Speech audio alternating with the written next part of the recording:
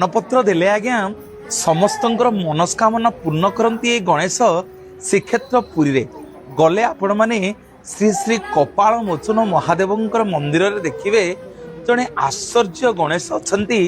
भारत वर्षर जो कोण अनुकोण रे आपण खोजिबे इमितिका शक्तिशाली गणेश को आपण माने कोठी दर्शन करि परिबेनी।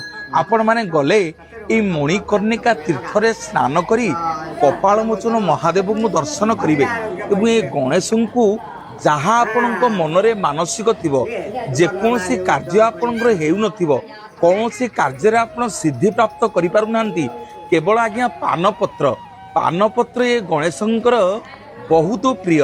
सबु गणेशंकर थोड़ पहाड़ आज्ञा बाम पटकू किंतु ए गणेशंकर थोड़ पहाड़ आज्ञा डाहाण पटकू अनेक प्रकार प्रमाण रही।